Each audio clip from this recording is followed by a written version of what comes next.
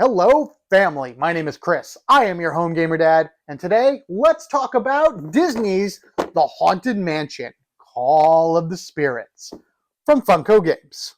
It's no secret that I love my Disney games. I've talked about that numerous times on this channel. I've showed off a few here and there, and I'm sitting back over this way. I haven't really touched Villainous in who knows how long, but I do enjoy the ride-based games that Funko has put out. And right now they have done Space Mountain. They've done Thunder Mountain. Don't expect them to do Splash Mountain, as that's kind of not a thing anymore. They've done the Jungle Cruise, and they have the Haunted Mansion. So this game itself is a set collection game. Plays 2 to 6 players in about 30 minutes or so. And in all honesty, I love it. I think this is an amazing game to bring with you if you're going on family vacation or having just any other family time. Of course, this is something that I enjoy bringing with myself whenever we drive down to Disney because it's a fun thematic game to play while you're down there. It's also easy to learn and fun to pick up. And if you are a Disney ride fan, specifically for the Haunted Mansion, obviously for this one, then you will enjoy whatever it is that it has to offer. And trust me, it has to offer a lot.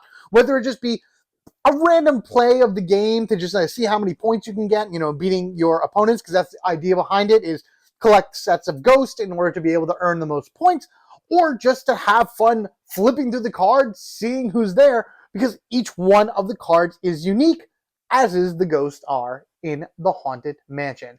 So why don't we head on down to the table, talk about it, show you guys the components, the rule book, how to play the game, and then overall thoughts as we go along. Ready? The hauntings start now.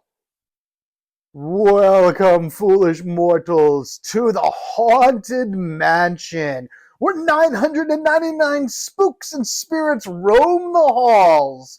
There's always room for one more. Oh man, what a great ride. So good.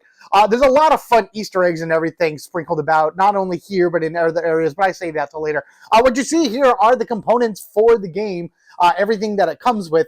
You have, this card would actually go with this pile right here as part of your event pile. These are your spirits. There are 99 spirit cards in here. As I mentioned before, there's 999 ghosts within the Haunted Mansion. So it's a fun thing that they did here in order to kind of stick with that number. You don't have 999 ghosts within there, but it's just fun to have that. You have the hitchhiking ghosts. You can't forget these guys right here. They actually play a really big part in the game. And they're the last ghosts that you see on the ride. You have your pawns. Each one of the pawns are these little gargoyles.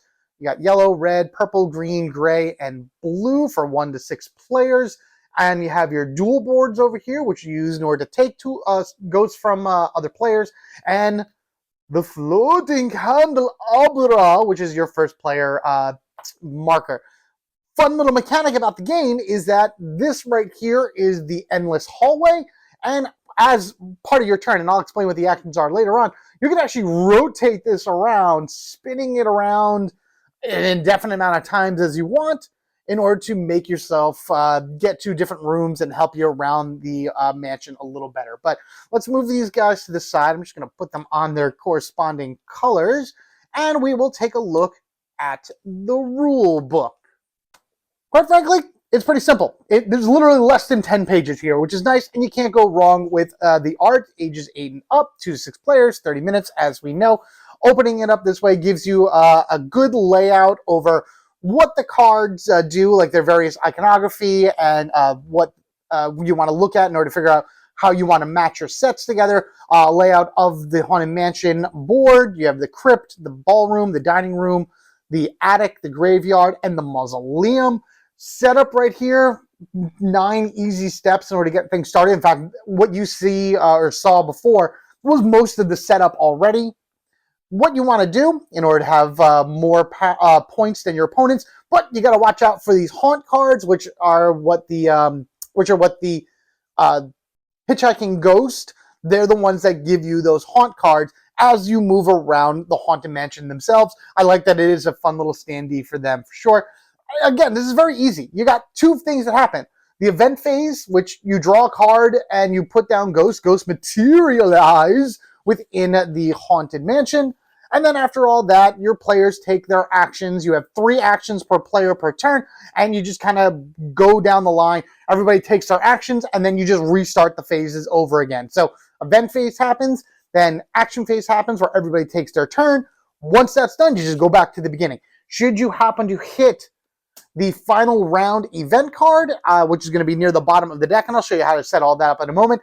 That literally is the final round of play. You put some extra ghost on the field, and then you collect them from there in order to try to build up your hands.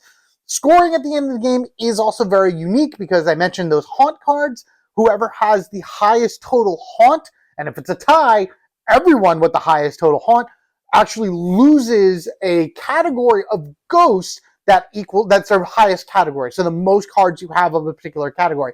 And what's also best about this, if you're ever going to be playing it, make sure to play it with this always face up because it gives you a breakdown of all of the ghosts that you're going to be going with.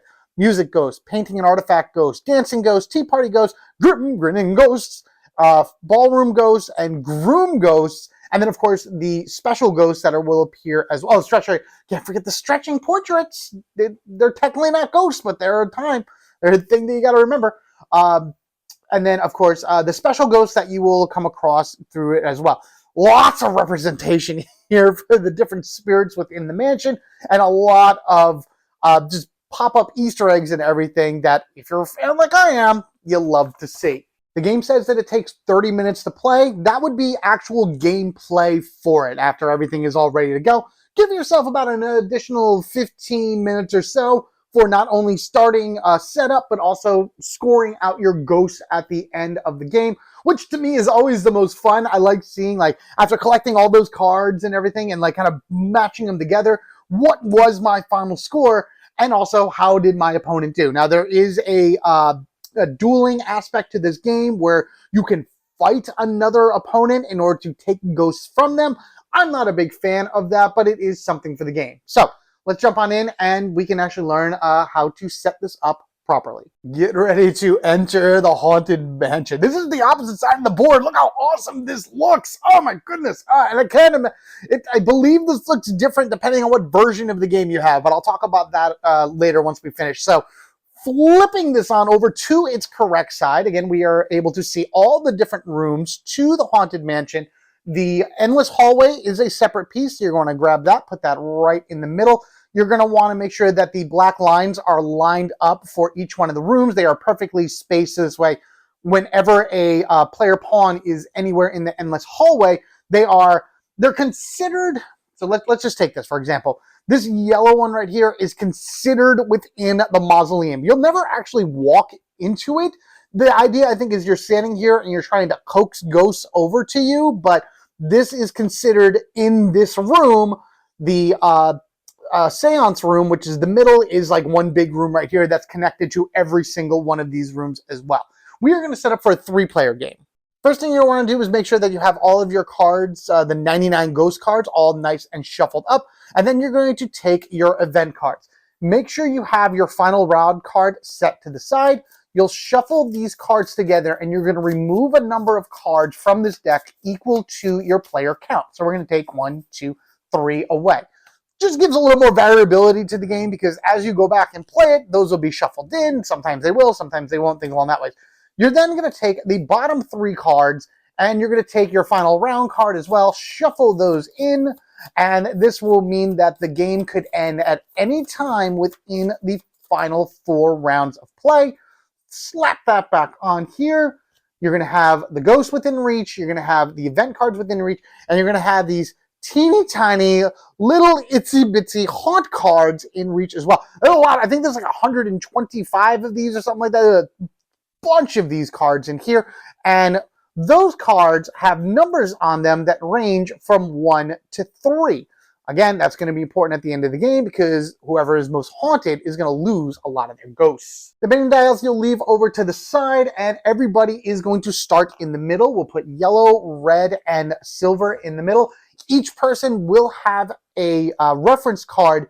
It doesn't really matter if they're matching color or not. It's supposed to be that way just for simplicity, but it's the same thing on both sides, and all it does, it tells you what it is that you do when it's the action phase on your turn, or what you can do. And I'll talk about those in a moment. But first, we have the event phase. Before drawing your first event, make sure that your hitchhiking ghosts are right up here in the crypt. That is their starting position for the game.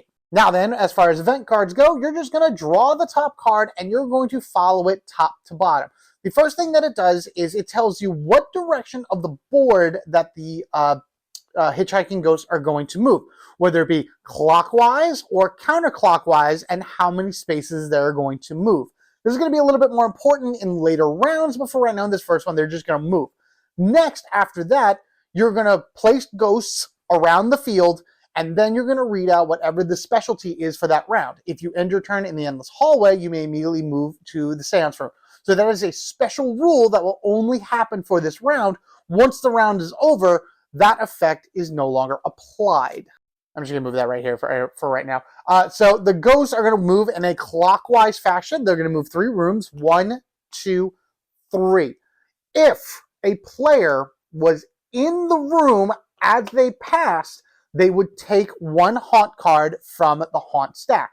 If a player was in the room that they landed in, and they just kind of stare at them, trying to get them to take them home, they take 2 haunt cards. So in a situation like this, for example, it could even be like this, because I believe you can also share spaces with players. You can go 1, 2, 3.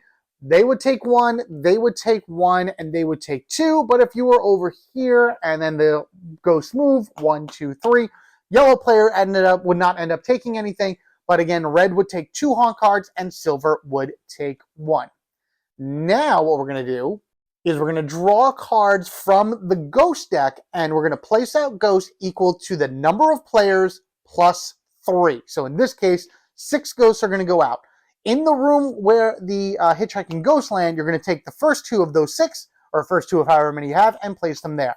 So we have a portrait ghost and a dancing ghost here, and now that's 2. We have 4 more to place, and you're just going to go around clockwise pattern, placing them all. You may, depending on how many players you have, go all the way around, but that's what we have right now. We have a stretching ghost card here. We have another dancing ghost here. We have a specialty ghost right up there. And we have a grinnin ghost right there. So 1, 2, 3, 4, 5, 6.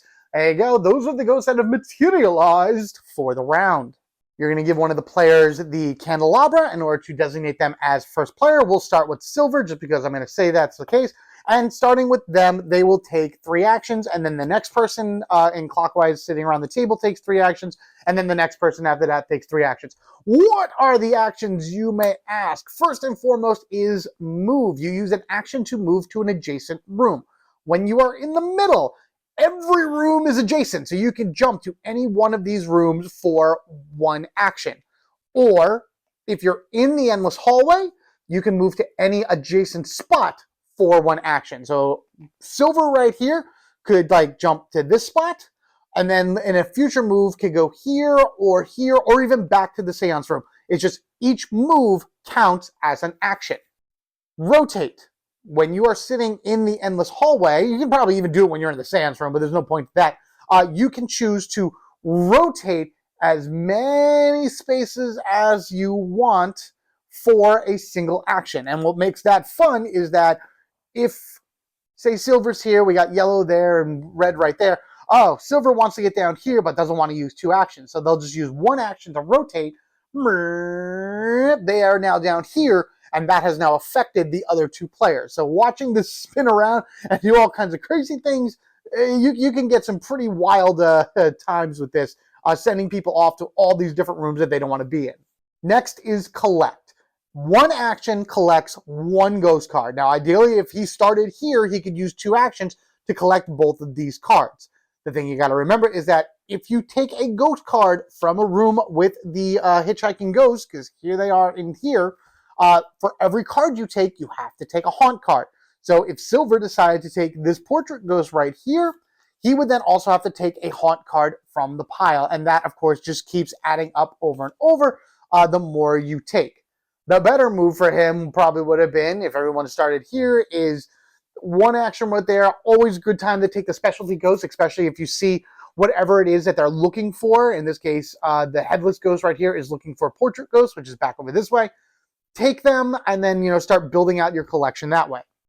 If, per se, red came over here and ended up taking this portrait ghost while silver took this one, at some point during silver's turn, or even red if they want to, should they share the same spot, so that means you do care, I forgot about that, you can choose to duel the player next to you. Dueling them means that each one of the players takes these dual dials here and they set them from a number between 0 and 3.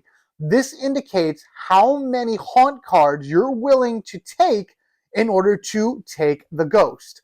Each one of the players chooses their number. We'll say this one is silver and this one is red. And then on 1, 2, 3, they flip over and whoever has the highest number gets the ghost. So in this case, silver would win.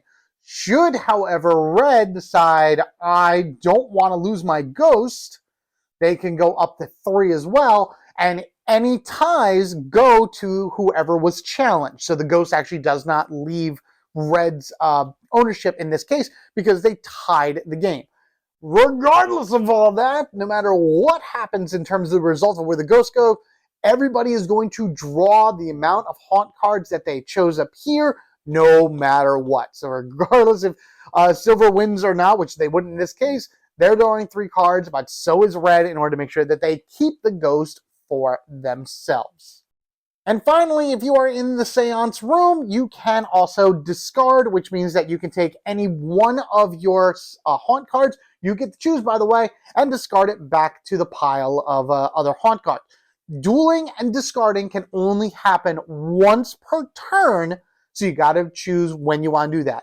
But collecting, rotating the endless hallway, moving in general, those can be done as many times as you have action for. And I say that because I believe that there are event cards that adds more actions to your players. And again, as I mentioned before, once everybody has taken their 3 actions, it just goes right back around to the event phase. You flip over the event, you move the hitchhiking ghosts. If they pass anybody, they collect haunt cards, and then wherever they land is where they land. You start putting out ghosts in that spot. If you're playing a 3-player game, it will be 6 every time, with the exception of the final round. 4 players, you're putting 7 out. 2 players, you're putting 5 out. So the ghosts will materialize really quickly because you're only maybe taking 1 or 2 ghosts per player per turn.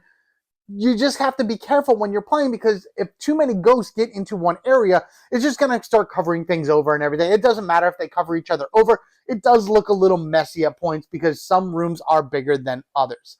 Regardless of all that, once everybody has taken their turn and the events keep going, you go and go and go, collect, duel, take cards, take haunts, remove haunts, all kinds of stuff like that, until finally the final round has been found. Everyone takes those final turns. You actually will do 3 additional ghosts for that round. So not only are you doing 6, so you're doing 9 in total for a 3-player game. Everyone takes their last remaining actions, and then points are tallied. I did mention that all the ghosts come in various flavors, and depending on what you collect will determine what points you earn at the end of the game. So I just kind of want to go over each one of the ghost categories, if you would, just so you have an idea of how it is that you'll be earning points.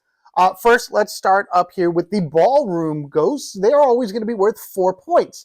But then you have to draw a haunt card when you collect this card. So even though they're high points, they're high risk as well because you may end up drawing a 3 haunt, which could end up losing a bunch of these guys. Because remember, whoever has the highest amount of haunt at the end of the game has to discard a pile of ghosts that's the highest. So if you have like 6 of these and that's your most amount, doesn't matter your point value.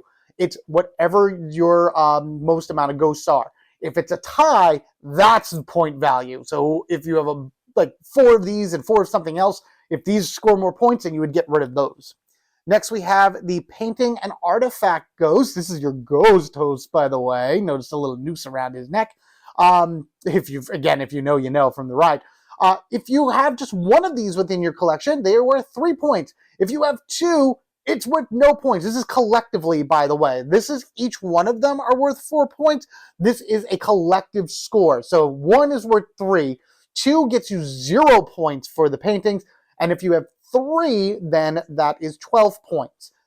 Anything past 3 would start a whole new round of collection for this. So if you had 4 painting ghosts, you would have 12 points plus 3 points for 15. Next, we have the Tea Party Ghosts up here. These are each worth 2 points apiece, so no matter what, they'll always have that. But then once you collect this, the hitchhiking ghosts move 2 rooms when you collect this. They can move into your space, they could move through your space, well, if you're already in the room with them and they move out, they don't do anything with you. But if they move through your space with the 2 movement, you draw a haunt card. If they land on your space, you draw 2 haunt cards. So it's the same aspect there. Just be careful where they move, or else you're going to be drawing a bunch of haunt cards. The good thing about that is you do get to choose the direction in which the hitchhiking ghosts go, so you could help yourself and hurt your opponents. Next, we have the dancing ghosts. As you would expect, if you only have 1 of them, it's worth 0 points, but a pair of dancing ghosts are worth 2, because you need a pair in order to dance around the ballroom. And after that, any other one, just go towards the next pairing. So you put 2 together, and that would be worth 7 points. Any more you collect after that would start working towards your next pair, and your next pair, and your next pair. Next, we have the grinnin ghosts. They are worth 2 points apiece. Or whenever you collect this card, you can discard a haunt card. So these are really helpful to get. Not a huge amount of points worth, but getting rid of haunt cards is a very valuable strategy, considering if you're starting to collect them like crazy. The musician ghost is amazing. If you happen to have a single musician ghost, it's 1 point. 2 of them harmonize for 4 points. 3 bring that up quite a bit for 9. 4 of them is 16 points. And if you have 5 musician ghosts in your hand, oh, that is 25 points. But I'm telling you right now, you got to watch those haunt cards, because that's almost going to be a guarantee loss should you be the one with the most haunt cards in your set. These stretch painting ghosts all have different symbols on them. They have a hammer, a barrel, an umbrella, and a hatchet based on the painting that it is. So this is the umbrella. If you have 3 painting ghosts, or I'm sorry, stretch painting portrait ghosts with 3 umbrellas, so 3 umbrella type ones, that's 15 points. But if you manage to collect 1 of each, then you would get 18 points. Anything that involves cards counting as sets for particular numbers can only count once per set, which means that you can't use this card right here to be both part of the 3 and then in another set part of the 1 of each type. You have to pick which one you would have to go to and work towards the points that way. Lastly, for the basic ghosts right here, we have the groom ghosts, which go really well with Constant Hatchaway right here.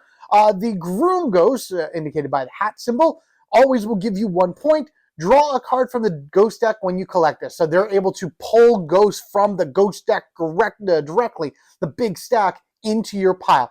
There's not as many of these within the deck as there are, say, like dancing ghosts or musician ghosts, but as you can see, that's a very, very powerful ability, because effectively that's collecting 2 ghosts per turn instead of just 1, for 1 action, I should say. And then lastly, we have the specialty ghosts right here. This is amazing. I love this. These are ghosts that have come up at different points for the Haunted Mansion.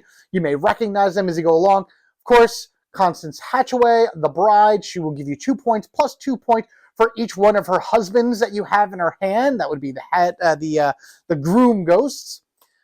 We have the organist right here playing his music for the dancers, normally 1 point, plus an additional 2 points for each dancer. So if you're collecting a ton of dancers, this organist is what you need in order to really build up those points. And all of these do not count as the symbol that they may represent. They are their own thing. So you will never lose them because of a haunt. However, you may lose the symbol in which powers them up. Madame Leota, the head in a ball, ring the bell, play the tambourine, 3 points, or 13 points if you have the lowest haunt value at the game's end. Good thing, if you grab her early, get rid of as many haunt cards as you can, because she'll give you a random 13 points. What do we have here? We have the Executioner, 1 point, and then 1 point for each unique icon. So each one of the musician ghosts, the painting ghosts, the dancing ghosts, tea party ghosts, they will all give you a unique icon. And I do believe that is also a unique icon as well. So besides just those from the other ghosts, 1 of each from here will also grant you a lot. So that's why he doesn't give a lot, but he can be boosted really high. And then the Headless Knight, 1 point normally, and then 2 points for each portrait. There are a lot of portrait ghosts in the deck, So those will be able to add up really quickly should you try to go for that. And that, my friends, is all the rules for all the cards of the Ghost on here. And as you play and they start hitting out on the board, what it is that you're going to try to collect in order to get the best score possible. The good thing about the cards is that they tell you exactly what they do, and as you were probably seeing me explain them, getting an idea for yourself on what it is you would need to do with the card in order to maximize your point value. And in all honesty, this game is simple enough for kids. It's supposed to be for kids. It's like a Funko Disney game. They're made for kids, but they also have a nice level of strategy that someone that's more in depth into the board gaming world and in a more adult mind, I guess, can play these in order to find a way to get more points and move things around and send haunt cards to other players. What I really like about this is it's a quick setup. It's a very quick play. This is a great game in order to play in between bigger chunk games if you're playing with a group of people, you have your game nights or whatever, or if you're playing with a group of people that are just not as familiar with board games as, maybe you are out there with, collections of all collections. Really easy to play, really fun to show them. And I cannot emphasize enough, if you're a Disney fan, you will love this one. All right, so hypothetically, all the rounds have gone through. We've done the final round already, and everyone's now going to start tallying up their points.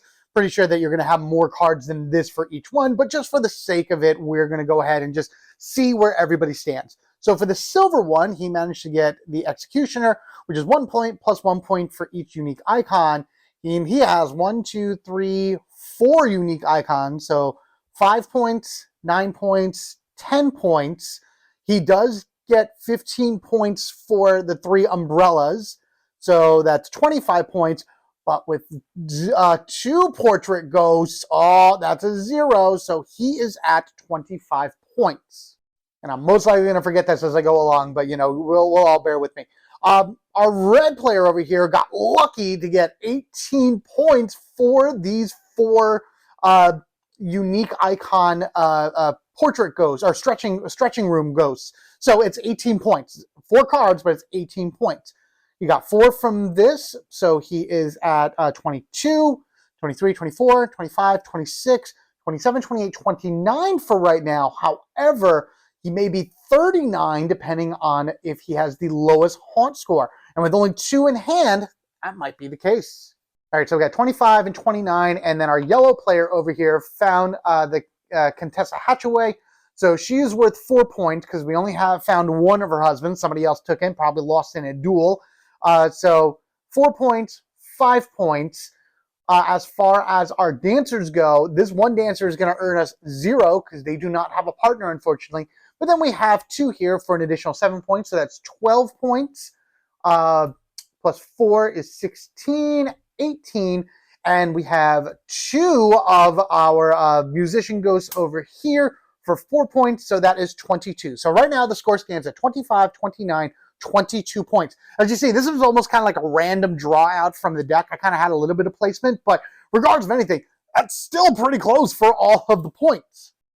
Now we need to flip on over our haunt cards and add them all together. This was random, so I have no idea what this is going to be as we go through it, and then see which one of our players. Oh, there you go. Okay.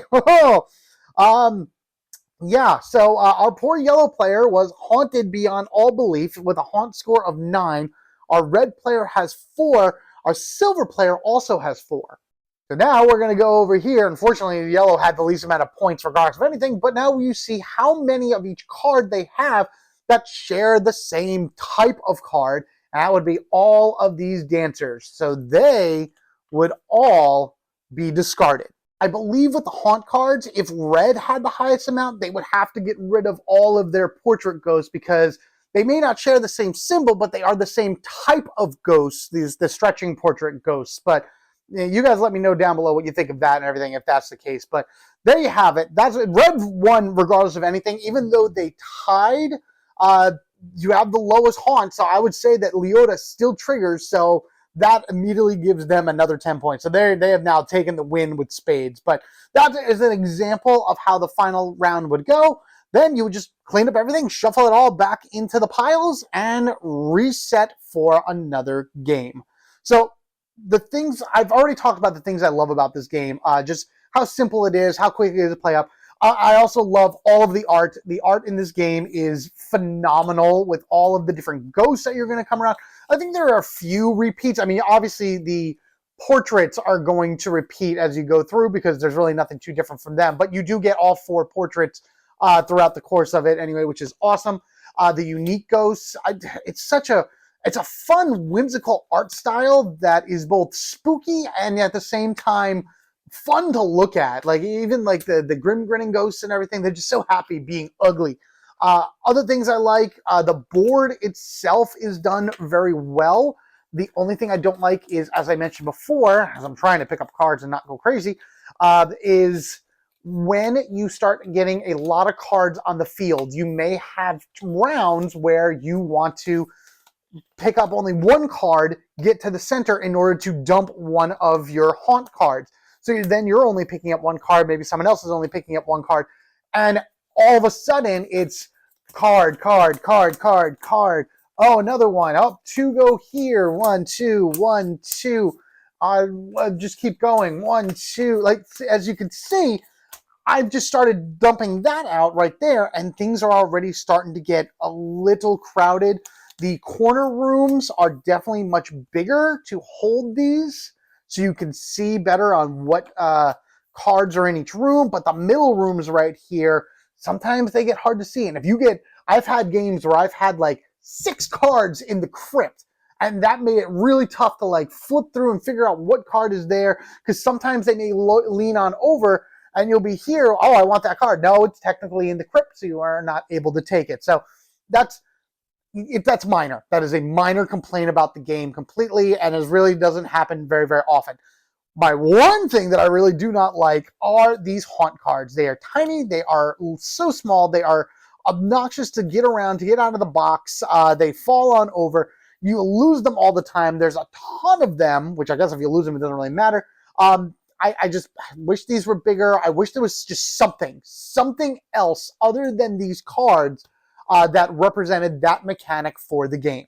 Now, there is actually 2 different versions of this game. I have the standard or the Disneyland version of the game. This is the Haunted Mansion that is based off of that one in Disneyland. If you know anything about Disney and their parks and whatnot, the Haunted Mansions in the parks are all different, including the one in Magic Kingdom. Magic Kingdom celebrated its 50th anniversary a few years ago, so they actually released a Haunted Mansion game that was different. Not so much the gameplay. Gameplay and everything was the same, but the box was different, and the actual Haunted Mansion on the game board was different as well. That is really cool. That is an awesome thing, and it's like, I would have probably, if I had known that when I had purchased this, I would have probably tried to find the Magic Kingdom edition, because I'd go to Disney World way more than I do Disneyland. And again, the base point of the game is exactly the same. It's just you got one or the other. In addition to that, the Magic Kingdom edition had a holding card, a holding box, I should say, for the haunt cards, which just makes it so much easier to store, so much easier to play with, and so much easier in order to put out on the table and for people to pick them up and everything. You can then shuffle them, put them back in the box instead of them just being all over the table, falling over or whatever. But that would be the one thing that I wish I could do, is if I had to rebuy this at any point, it would absolutely be the Magic Kingdom edition, not only for my own personal enjoyment, because I like Magic Kingdom, but that one thing that they added of putting the haunt cards inside of a little container, quality of life increased to the max. So besides all the different ghosts in there that you get for fun Easter eggs, you look at the board, there's a lot of fun stuff to look on here, a lot of different details all over, including the hidden Mickey that is in the ride itself. I love that. That is amazing. The Contessa's attic right here with some of her hat racks, because those were her collections and everything. Leota's room. A lot of fun little details within the board itself, which again, this does not change depending on the edition you have. And then, of course, if you happen to look inside of the box, you have the stretching room, which is where you would go in order to get down to the ride or over to the ride or wherever you are. right there with all of your stretching portrait ghosts at their max. Another little fun detail that they added, this doesn't disappear or anything like that, showing you where the ghost host goes afterwards. But there you have it, everybody. Haunted Mansion, Call of the Spirits. Outside of those minor things that I told you about in terms of like card placement, how they can get pretty cluttered on the board, and of course the teeny tiny haunt cards, everything else in this is pretty spot on. And again, I just love it. I love it so much, and I can't wait till my kids get older because, you know, we go to Disney quite often. We're going again within the next few months. And once they start understanding how to combine cards and, you know, really utilize that and everything, I think they're going to love this particular Disney ride-based board game. The other ones, the Jungle Cruise is pretty good. The others are a little weird. I got to get Space Mountain too. That's the only one I don't have out of the set so far, because who knows if Funko is going to be making more of these. But with that said, guys, I'd love to hear what your thoughts are for Haunted Mansion down in the comment section below. Do you like this ride in general? And do you think that this game actually pretty well represents the ride? Not so much, you know, going through it or whatever, but being able to see all these ghosts, seeing them like do their thing, they're haunting, they're spectacular, you know, movings around and everything, and then just how they are represented with the game itself. And of course, our hitchhiking ghosts moving along from one to one, making sure to follow you home should you stick around for too long. Thank you all again for joining me as we talked about the Haunted Mansion. In order not to miss any other games that I talk about in the future, in order to be able to present them to you guys in ways that I wouldn't be able to actually play them because they're multiplayer games that I don't have the people for, or just one thing or another comes up, or any other fun thing I put out for you to enjoy. I got a lot of series out there that I've been continuing with, and just new one-shots that I'm playing with you guys. Just so many great things I can think of in the future. Be sure you are subscribed to the Home Gamer Dad. If you wish to support the channel even further, there's a bunch of ways to do that down in the description section below.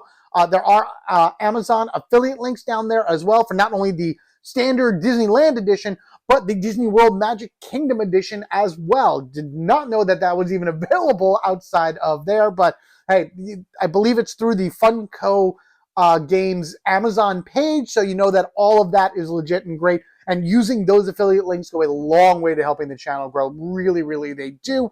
Otherwise, that you can also head on over to the Funko page directly for this. BGG page, a lot of different ways in order to be able to figure out where this is. But regardless of all that, no matter what, as always, your view, your like, sharing this video, leaving a comment down below, and of course, subscribing to the channel go a long, long way to helping the channel grow. Even if you wish to be a member or a Patreon subscriber to get these early, that also helps a great deal. So a lot of different things to do in order to help the channel. And of course, just you being here right now to this end really makes the difference. Hey, you want to join the family? Come on in. We're accepting applications. Be sure to bring your death certificate. There's always room for one more. You guys have a good one, and I will haunt you all later.